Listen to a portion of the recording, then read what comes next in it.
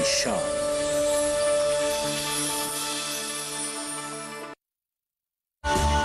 डर अब है किस बात का जब है साथ में नंबर 1 आयशर 551। एक जानदार शानदार 5 स्टार सीरीज ट्रैक्टर जो आपको हमेशा दे शुभ लाभ।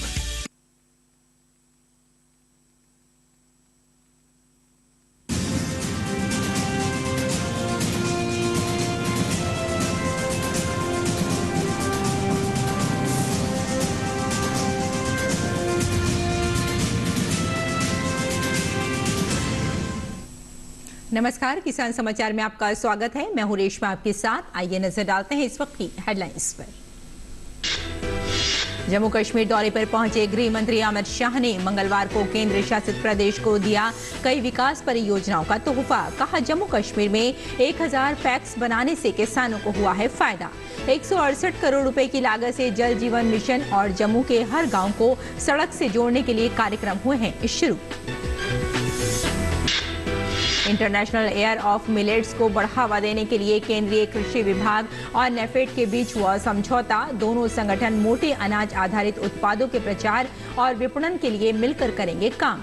भारत विश्व भर में पोषक अनाजों को वापस लाने के लिए कर रहा है काम।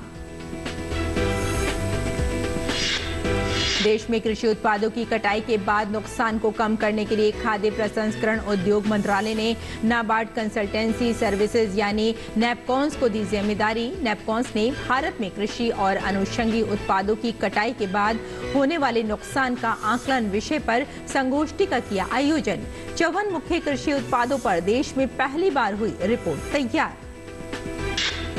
उत्तर प्रदेश झांसी स्थित रानी लक्ष्मीबाई केंद्रीय कृषि विश्वविद्यालय में नवनियुक्त कुलपति डॉक्टर ए.के. सिंह ने कहा कि किसानों की आय दोगुनी करने के लिए करेंगे काम। किसानों की आर्थिक तरक्की के साथ तुलसी की महक से महकेगा बुंदेलखंड। और अब समाचार विस्तार से। केंद्रीय गृह मंत्री अमित शाह ने जम्मू के कन्वेंशन सेंटर में विभिन्न विकास परियोजनाओं का उद्घाटन किया और आधारशिला रखी। इस मौके पर अमित शाह ने कहा कि जम्मू कश्मीर में 1000 पैक्स बनाने से किसानों का फायदा हुआ है। साथ ही 168 करोड़ रुपए की लागत से जल जीवन मिशन और जम्मू के हर गांव को सड़क से जोड़ने के लिए कार्यक्रम शुरू हुए हैं।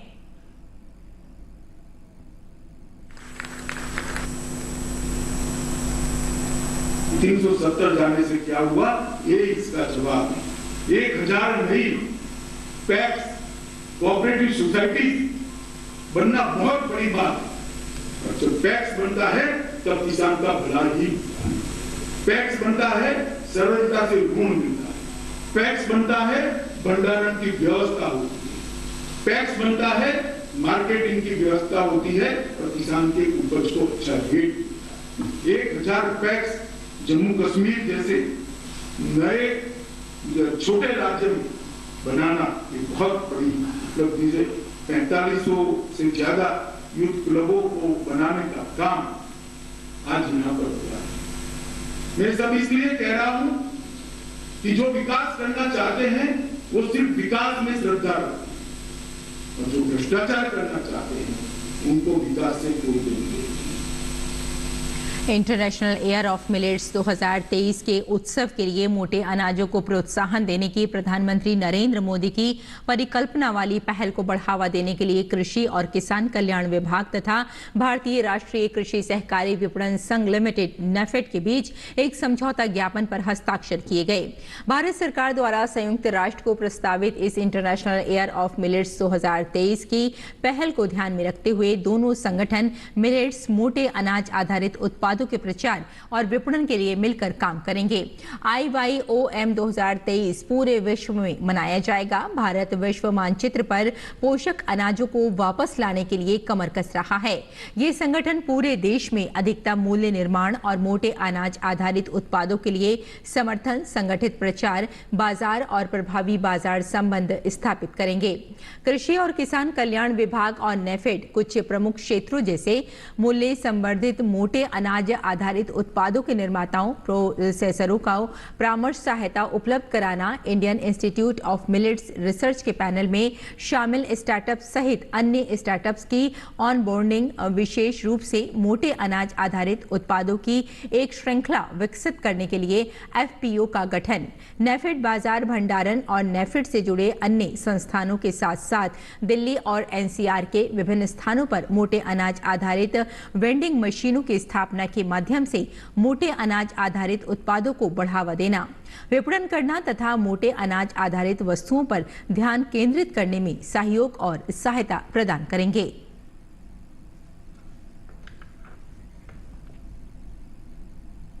फसल की कटाई के बाद होने वाले नुकसान को कम करने के लिए नाबार्ड कंसल्टेंसी सर्विसेज नैपकॉन्स ने नई दिल्ली में भारत में कृषि और अनुषंगी उत्पादों की कटाई के बाद होने वाले नुकसान का आकलन विषय पर राष्ट्रीय संगोष्ठी का आयोजन किया। संगोष्ठी में देश भर से आए कृषि वैज्ञानिकों व कृषि विशेषज्ञों ने अपने विचार रखे। देखते हैं ये रिपोर्ट। देश में कृषि उत्पादों की कटाई के बाद नुकसान को कम करने की दिशा में सरकार काम कर रही है। इसके लिए खाद्य प्रसंस्करण उद्योग मंत्रालय ने नाबार्ड की पूर्ण स्वामित्व वाली संस्था नाबार्ड कंसल्टेंसी सर्विसेज यानी नैपकॉन्स को जिम्मेदारी दी है। इसी क्रम में नैपकॉन्स द्वारा राजधानी नई दिल्ली के इंडिया हैबिटेट सेंटर में भारत में कृषि और अनुषंगी उत्पादों की कटाई के बाद होने वाले नुकसान का आकलन विषय पर संगोष्ठी का आयोजन किया। नैपकॉन्स की तरफ से और भारत सरकार के ministry of food processing industries के छत्रछाया में ये सेमिनार ऑर्गेनाइज किया गया है, जिसमें पोस्ट हार्वेस्ट लॉसेस के बारे में चर्चा कर रहे हैं। करीब 65,000 से ज़्यादा सैंपल 15 एग्रोक्लाइमेटिक जोन्स और 292 डिस्ट्रिक्ट्स में की गई है ये स्टडी। इसकी फाइंडिंग्स बाद में जो मंत्रालय है इसे शेयर करेंगे अन्य मंत्रालयों से और उसके बाद एक पॉलिसी बनेगी। संगोष्ठी के विषय पर मीडिया से बात करते हुए नैपकॉन्स के प्रबंध निदेशक नीरज कुमार वर्मा ने कहा कि कृषि उत्पादों के प्रसंस्करण, परिवहन और लॉजिस्टिक्स के दौरान होने वाले नुकसान को कम करने पर चर्चा हुई। साथ ही शीघ्र खराब होने वाली कृषि उपज की बर्बादी में कमी, खाद्य उत्पादों की उपयोग अवधि को बढ़ाने, कृषि उत्पादों के मूल्यवर्धन, कृषि के विविधीकरण और व्यवसायीकरण के अलावा रोजगार सृजन, किसानों की आय बढ़ाने जैसे विषयों पर वक्ताओं ने अपने विचार रखे। पोस्ट हार्वेस्ट लॉसेस हैं, ये न केवल हमारे फूड प्रोडक्शन को और फूड इन्फ्लेशन और साथ में फूड सिक्योरिटी, ये तीनों चीज़ में हमें एक बहुत बड़ी जिम्मेवारी के साथ एक पॉलिसी निर्णय देते हैं।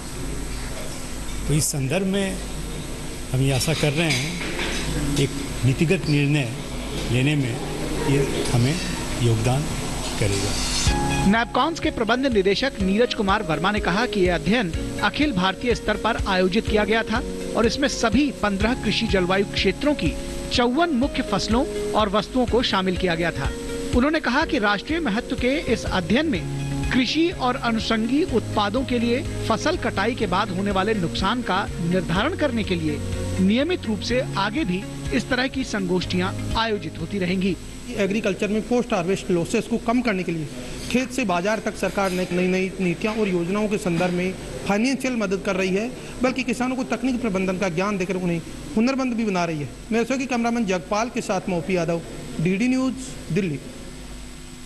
और उत्तर प्रदेश के झांसी में स्थित रानी लक्ष्मीबाई केंद्रीय कृषि विश्वविद्यालय में ICAR के उप महानिदेशक प्रसार शिक्षा रहे डॉक्टर AK सिंह ने बतौर कुलपति नई जिम्मेदारी संभाली है। बुंदेलखंड के किसानों की आर्थिक तरक्की के साथ शिक्षा, शोध व अनुसंधान को बढ़ावा देने में विश्वविद्यालय किस तरह काम करेगा, इस विषय पर हमारे संवाददाता OP यादव ने बात की डॉक्टर AK सिंह से। बुंदेलखंड क्षेत्र में कृषि शिक्षा, शोध और अनुसंधान को बढ़ावा देने में रानी लक्ष्मीबाई केंद्रीय कृषि विश्वविद्यालय झांसी का महत्वपूर्ण योगदान रहा है। इस विश्वविद्यालय के नवनियुक्त कुलपति डॉक्टर AK सिंह हमारे साथ मौजूद है। आइए जानते हैं इनकी क्या रहेगी प्राथमिकता और किस तरह कृषि विकास को ये भविष्य में गति देंगे। पहले आपको बधाई, और आपकी क्या क्या प्राथमिकताएं रहेगी? बहुत बहुत धन्यवाद आपको। और झांसी में केंद्रीय कृषि विश्वविद्यालय है, काफ़ी योगदान कर रहा है और आगे आने वालों में कैसे इसको गति प्रदान की जाए उसके ऊपर प्राथमिकता होगी। सभी जानते हैं बुंदेलखंड ऐसा क्षेत्र है जहाँ पर वर्षा आधारित खेती ज़्यादा है और वहाँ की जलवायु परिस्थितियाँ दूसरे क्षेत्रों से एकदम से ही भिन्न है। बुंदेलखंड का कुछ हिस्सा उत्तर प्रदेश में है, कुछ हिस्सा मध्य प्रदेश में है और दलहनों की खेती के लिए पशुओं के, खास करके गायों के पालने और उनसे दुग्ध उत्पादन के रूप में यह क्षेत्र प्रचलित है, लोगों के बीच में जाना जाता है। और साथ ही जो मोटे अनाज हैं उनके ऊपर भी इसमें तमाम संभावनाएं हैं, पहले से खेती हो रही है। साथ में कुछ मसाले भी हैं, खास करके अदरक वगैरह की खेती वहाँ पर बड़े पैमाने पर होती है और इसको कैसे अच्छा किया जा सके इस क्षेत्र को, इसके ऊपर हमेशा चर्चा रहती है। बुंदेलखंड रीजन मध्य प्रदेश और उत्तर प्रदेश का जो एरिया सूखा के नाम से जाना जाता है, लेकिन अभी वहाँ तुलसी की भी काफ़ी खेती हो रही है, तो भविष्य में एक तरह से तुलसी की महक से बुंदेलखंड महकेगा। अब आप चले गए तो निश्चित तौर पर इसको बढ़ावा मिलेगा। आपके जहन में किस तरह का विजन प्लान रहेगा? देखिए, तुलसी तो है ही, लेकिन अनेक मेडिसिनल प्लांट्स हैं जिनकी संभावनाएं वहाँ अपार हैं। किस तरह आपके भविष्य में रहेगा नई नियुक्तियां करना और नए कोर्सेज शुरू करना और उच्च स्तर की पढ़ाई चलाना, ताकि शिक्षा, शोध और अनुसंधान को बढ़ावा मिले? देखिए, नया विश्वविद्यालय है तो कुछ दिन तक उसको समय चाहिए अपने को पूर्ण स्वरूप में आने में, लेकिन ये भी अच्छी बात है कि वो ICAR जैसी जो संस्था है उसके अधीन है। केंद्रीय विश्वविद्यालय होते हुए भी एक बहुत बड़ा तंत्र है उसके पीछे जो कि उसको सपोर्ट कर सकता है। तो उस केंद्र को जितने भी संस्थान, स्पेशलिटी संस्थान हैं, उनसे जोड़ना और जोड़ करके वहाँ के रिसर्च के कार्यक्रम को और तेज़ी से बढ़ाना बुंदेलखंड में होने की वजह से वहाँ विश्वविद्यालय अच्छा कर सकता है और मैं भी उस चीज़ को देखूंगा कि कैसे मैं पूरा कर पाऊँ।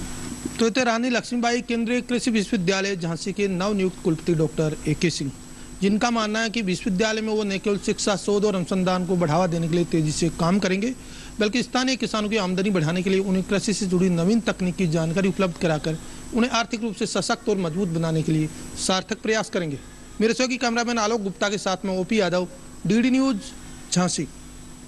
और आइए बाकी खबर की ओर रुख करते हैं। भारत सरकार ने उत्तर प्रदेश को 500 सचल पशु चिकित्सा एम्बुलेंस प्रदान की हैं, जिसमें 5 पशु एम्बुलेंस देवरिया के लिए स्वीकृत हैं, जिसकी पहली खेप में 2 सुसज्जित पशु चिकित्सा एम्बुलेंस किसानों की सेवा हेतु हम लोगों ने रवाना किया है। इस सचल पशु चिकित्सा वाहन में सवार चिकित्सक किसानों के घर तक पहुंचकर बेजुबान पशुओं का इलाज करेंगे। प्रधानमंत्री नरेंद्र मोदी का मानना है कि मनुष्य तो अपनी पीड़ा की अभिव्यक्ति बोलकर या फिर कर सकता है, परंतु बीमार पशु के साथ बड़ी दिक्कतें हैं। उनके हित में सचल पशु चिकित्सा वाहन महत्वपूर्ण भूमिका निभाएंगे।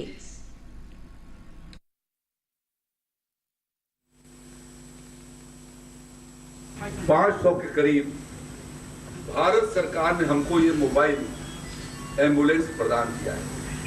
आदरणीय प्रधानमंत्री, उन्होंने कहा कि मानव के स्वास्थ्य साथ मवेशियों का भी स्वास्थ्य की चिंता होना चाहिए। पशु जो है वो उनके पास आवाज नहीं है, अपने भावनाओं की अभिव्यक्ति वो नहीं कर सकते कि हमको ये तकलीफ है। देख करके ही पशुपालक अंदाजा लगाते हैं। हमें और आपको एक सिर दर्द होगा तो हम अपने घर वालों से बताते हैं सिर दर्द है, पेट में दर्द है, हमें ये तकलीफ है, हमें बुखार आया हुआ है, लेकिन उनके पास तो ये जुबान नहीं है, बेजुबान है। तो उनको भी जीवन है और इसलिए हमारे किसानों के मवेशी भी स्वस्थ रहें और इसके लिए यहाँ देवरिया को 5 एम्बुलेंस अलॉट हुआ है। उसका 2 एम्बुलेंस आया, आज उसका हम लोगों ने लोकार्पण किया है। उत्तर प्रदेश के कृषि मंत्री सूर्य प्रताप शाही ने टाउन हॉल परिसर से 2 सचल पशु चिकित्सा वाहनों को हरी झंडी दिखाकर रवाना किया। इस अवसर पर सीडीओ, एडीएम व नगर पालिका अध्यक्ष के साथ पशुपालन विभाग के लोग उपस्थित रहे। शाही ने कहा कि पशुओं की चिकित्सा के साथ साथ कृत्रिम गर्भाधान भी हो सकेगा। इस एम्बुलेंस के माध्यम से पशुओं की चिकित्सा भी होगी, छोटे ऑपरेशन की भी उसमें ऑपरेशन थिएटर की व्यवस्था है कि गांव में जिसको उसको भी आते फंस जाती है तो जरूरत है तो डॉक्टर जाएंगे और गांव के भीतर एम्बुलेंस पर बैठ करके उसका ऑपरेशन कर सकेंगे। मुझे लगता है कि अल्ट्रासाउंड आदि की भी व्यवस्था उसके भीतर होगी। और इसी तरीके से कृत्रिम गर्भाधान AI जो होता है, गाय को भैंस को जरूरत है तो वो यदि कॉल करता है तो वो भी लेकर के वहाँ पर पहुँचेंगे, जिस गांव के भीतर जाएंगे वहाँ ऐसा काम को पूरा कर सकेंगे। और इसके साथ साथ अन्य जो कभी चोट लग जाती है, घाव लग जाता है तो उनका इलाज उसके साथ हो सकेगा। तो यह एक महत्वपूर्ण कार्यक्रम मवेशियों की दृष्टि से भी आज यहाँ पर शुरू किया जा रहा है। इसके लिए भी मैं इस अवसर पर देवरिया के किसान भाइयों को अपनी ओर से बधाई देना चाहता हूँ। बिहार के समस्तीपुर स्थित डॉक्टर राजेंद्र प्रसाद केंद्रीय कृषि विश्वविद्यालय में ICAR के सहायक महानिदेशक कृषि शिक्षा रहे डॉक्टर PS पांडे को नया कुलपति बनाया गया है। बिहार के किसानों की आय बढ़ाने के साथ शिक्षा, शोध व अनुसंधान को बढ़ावा देने में कृषि विश्वविद्यालय किस तरह काम करेगा, इस विषय पर हमारे संवाददाता OP यादव ने बात की कुलपति डॉक्टर PS पांडे से। बिहार में कृषि शिक्षा, शोध और अनुसंधान को बढ़ावा देने में डॉक्टर राजेंद्र प्रसाद केंद्रीय कृषि विश्वविद्यालय पूसा समस्तीपुर का योगदान अतुलनीय रहा है। विश्वविद्यालय के नवनियुक्त कुलपति डॉक्टर PS पांडे हमारे साथ मौजूद है। आइए जानते हैं इनकी क्या रहेगी नई जिम्मेदारी के तौर पर प्राथमिकताएं और भविष्य का विजन प्लान। सर, सबसे पहले आपको बधाई। आपकी क्या प्राथमिकताएं रहेगी विश्वविद्यालय के जरिए किसानों का कल्याण और विकास करने के संदर्भ में? देखिए, जो पूसा, जो बिहार में स्थित पूसा है, वो आप देखेंगे इसका इतिहास रहा है, बहुत गौरवशाली इतिहास रहा है। और वहीं से जो हमारा जो दिल्ली में पूसा संस्थान है, वहीं से ये आया हुआ है। तो उसके पुराने जो धरोहर है, हमारी प्राथमिकता होगी कि उस जगह का नाम और भी रोशन हो। मेरी जो सबसे पहली प्राथमिकता होगी कि विश्वविद्यालय में एक इस तरह का इनेबलिंग इन्वायरमेंट क्रिएट किया जाए जिससे कि जो हमारे अनुसंधान है, कृषि अनुसंधान, कृषि शिक्षा और कृषि विस्तार, वो और भी आगे बढ़े। विश्वविद्यालय कौन कौन सी मुख्य ऐसी चीज़ों पर ध्यान देगा जो किसानों की आमदनी बढ़ाने में मुख्य फसलें हैं उनको आगे बढ़ाए, उनके लिए अच्छी किस्में ईजाद करे और पशुपालकों और किसानों के बीच उनको ले जाए? हमारे कुल मिलाकर के 8 उसमें महाविद्यालय हैं और इन 8 महाविद्यालयों के साथ साथ जैसा कि आप देखते हैं कि हमारा जो कृषि विश्वविद्यालय है वो टेक्नोलॉजी जो है ना डेवलप करते हैं और वो टेक्नोलॉजी डेवलप करके किसानों तक उसको डिसेमिनेशन किया जाता है जिससे कि हमारे किसान लाभान्वित होते हैं। और इस अगर देखेंगे फसलों के बारे में चर्चा अगर करेंगे तो हमारा जो राइस और जो व्हीट है, राइस व्हीट सिस्टम जो है वो पूरे उस क्षेत्र में बहुत ही अग्रणीय रहा है और अभी भी है। तो इसलिए हम राइस व्हीट सिस्टम में हमारे पल्सेस पर जो है ना, हमारे ऑयल सीड पर भी विशेष ध्यान होगा। जलवायु परिवर्तन के अनुकूल कैसे अच्छी अच्छी वैरायटी हो जो कम लागत से ज़्यादा पैदावार, ज़्यादा से ज़्यादा न्यूट्रिशन उसमें, पैदावार के साथ साथ उसकी क्वालिटी। जैसे आजकल हम बात करते हैं फोर्टिफाइड सीड का, तो वो फोर्टिफाइड सीड माल न्यूट्रिशन को एड्रेस करने के लिए तो उस बिंदुओं को ध्यान में रख करके हमारी कोशिश होगी कि हमारे वैज्ञानिक और उस तरह की जो वेराइटीज़ हैं वो डेवलप करें और वो किसानों तक जाए जिससे हमारे किसानों की आय दुगनी हो। तो डॉक्टर राजेंद्र प्रसाद केंद्रीय कृषि विश्वविद्यालय पूसा समस्तीपुर के कुलपति डॉक्टर PS पांडे, जिनका मानना है उनका मुख्य ध्यान कृषि शिक्षा, शोध और अनुसंधान को न केवल बढ़ावा देना रहेगा बल्कि स्थानीय किसानों की आमदनी बढ़ाने के लिए उन्हें कृषि से जुड़ी नवीन तकनीक पहुंचाकर उन्हें आर्थिक रूप से सशक्त और मजबूत बनाना भी रहेगा। मेरे सहयोगी कैमरामैन आलोक गुप्ता के साथ OP Yadav, DD news, Samastipur, Bihar. और आइए अब बात करते हैं मंडी भाव की और जानते हैं कि क्या रहा देश भर की मंडियों में भाव।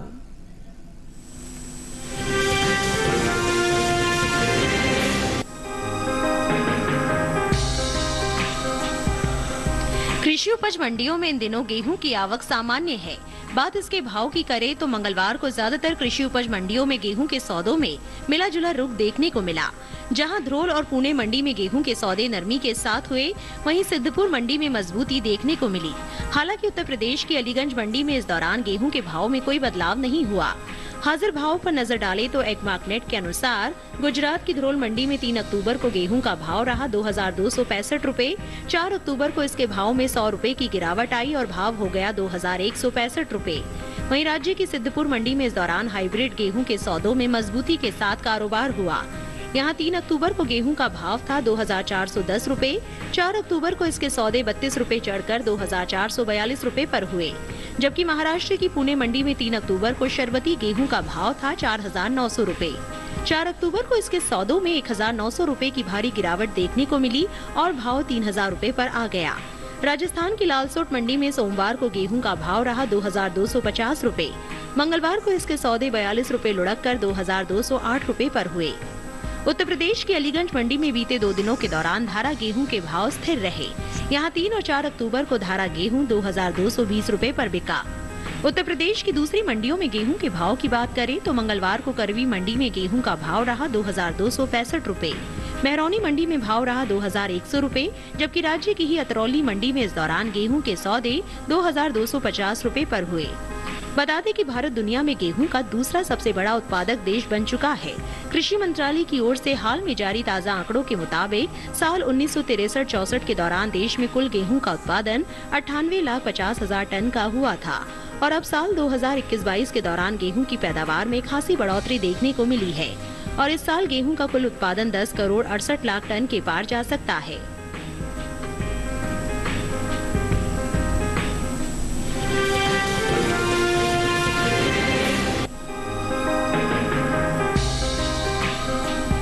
कृषि उपज मंडियों में टमाटर की आवक सामान्य बनी हुई है।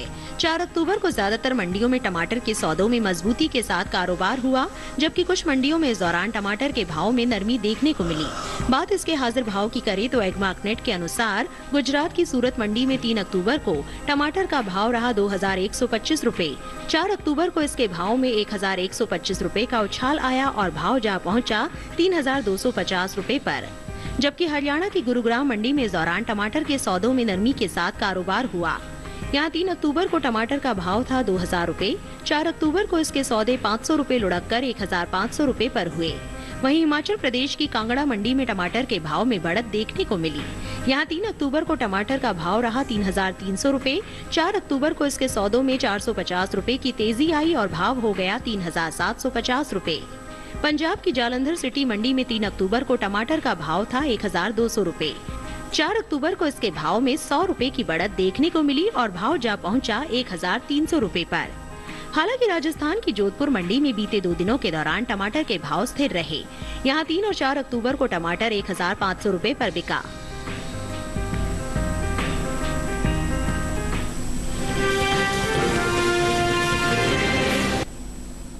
और आइए अब जानते हैं कि इस मौसम में किसान कैसे रखें अपने खेतों का ध्यान।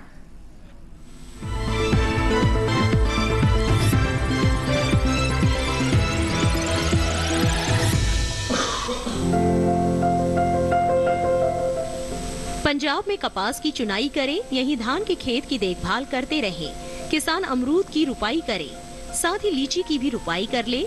इस समय ब्रोकली की रुपाई की जा सकती है। पंजाब में फूल गोभी की रुपाई के लिए समय उचित है। इसी तरह पत्ता गोभी की रुपाई कर सकते हैं। किसान आलू की बुआई कर ले, वहीं पालक की बुआई करते रहे। इसके अलावा शलगम बोए, वहीं किसान गाजर की बुआई कर ले। पंजाब में धनिये की बुआई कर सकते हैं। किसान तोरई की भी बुआई करे। तोरई के खेत में समय समय पर सिंचाई करते रहे। यहाँ संतरे की रुपाई कर ले। उत्तर प्रदेश में आलू की बुआई करें, इसके साथ ही तोरई की बुआई कर सकते हैं। तोरई के खेत में निराई और गुड़ाई करे। अभी धान की कटाई कर ले। किसान अरहर के खेत से खरपतवार निकाले।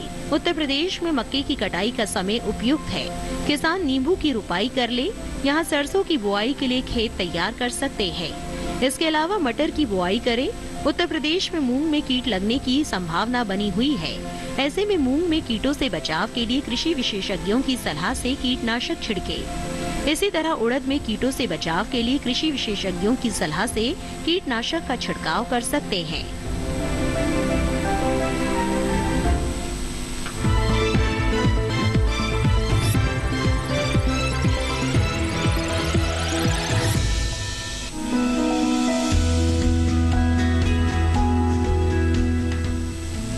शलजम को वैसे तो सभी तरह की मिट्टी में बोया जा सकता है, लेकिन दोमट मिट्टी सबसे उत्तम होती है। शलजम के खेत से जल निकासी की समुचित व्यवस्था जरूरी है। पूसा कंचन, पूसा श्वेता और पंजाब श्वेत, पूसा स्वर्णिमा और स्नोबॉल इसकी प्रमुख किस्में हैं। 1 हेक्टेयर खेत के लिए 3 से 4 किलोग्राम बीज पर्याप्त होता है। बुआई कतारों में करें, लेकिन बरसात के मौसम में मेड़ों पर लगाना ज्यादा अच्छा रहेगा। कतार से कतार की दूरी 30 से 45 सेंटीमीटर यानी 1.5 से 2.5 हाथ रखें, जबकि बीज से बीज की दूरी 10 से 15 सेंटीमीटर यानी आधे से पौना हाथ। बुआई के 8 से 10 दिन बाद पहली सिंचाई करें। उसके बाद जरूरत पड़ने पर 10 से 12 दिन के अंतराल पर पानी देते रहें। बोने के 25 से 30 दिन बाद मिट्टी चढ़ा दें। इसकी 2 से 3 निराई और गुड़ाई करनी पड़ती है। शलजम में व्हाइट रस्ट, सर्कोस्पोरा, पीला रोग, ऑल्टरनेरिया और पर्ण अंगमारी जैसी बीमारियां हो सकती हैं। शलजम में माहू, मूंगी, बालदार कीड़ा, सुंडी, आरा मक्खी और डायमंड बैक मोथ जैसे कीट भी हमला कर सकते हैं।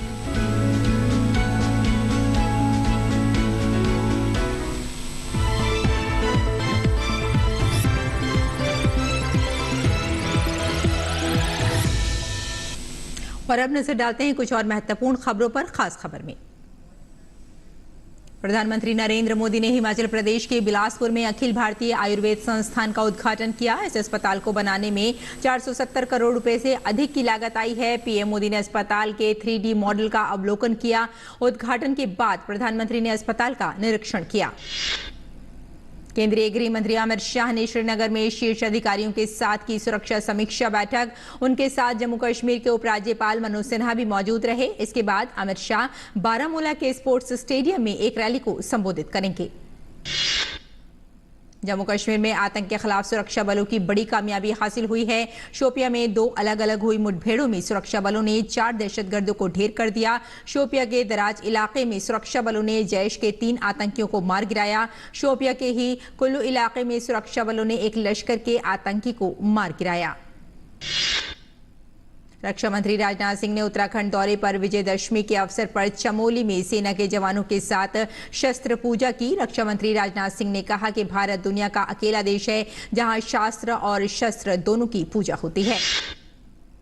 रक्षा मंत्री राजनाथ सिंह ने कहा कि गलवान में जो हुआ उसमें सेना ने करिश्मा दिखाया। जहां तक भारत के चरित्र का प्रश्न है तो भारत ने आज तक ना तो दुनिया के किसी देश पर आक्रमण किया है और ना ही किसी देश की 1 इंच जमीन पर कब्जा किया है। उत्तराखंड के पौड़ी जिले में मंगलवार को हुए बस हादसे में 25 लोगों की मौत हो गई। बस हरिद्वार जिले के लालढांग से बारात लेकर काड़ा गांव जा रही थी। बस में 45 लोग सवार थे। जिस खाई में बस गिरी उसकी गहराई करीब 500 मीटर है। वहीं 20 लोगों को रेस्क्यू कर अस्पताल में भर्ती कराया गया है। मुंबई में बुधवार को एक भीषण सड़क दुर्घटना में 5 लोगों की मौत हो गई और 10 लोग घायल हो गए। बांद्रा वर्ली से सीलिंग पर एक एम्बुलेंस और 4 कारों के बीच भिड़ंत से यह हादसा हुआ। मुंबई पुलिस ने हादसे में हुई मौतों की पुष्टि की है। नवरात्रि पर्व के मौके पर भारत ही नहीं बल्कि यूरोप भी गरबा के रंगों में रंग गया। डेनमार्क में विपुल नंदनिया ने गोविंदा नवरात्रि कार्यक्रम का आयोजन किया। लगातार 10 दिनों तक हुए इस कार्यक्रम में 1200 से अधिक लोगों ने उत्साह के साथ भाग लिया।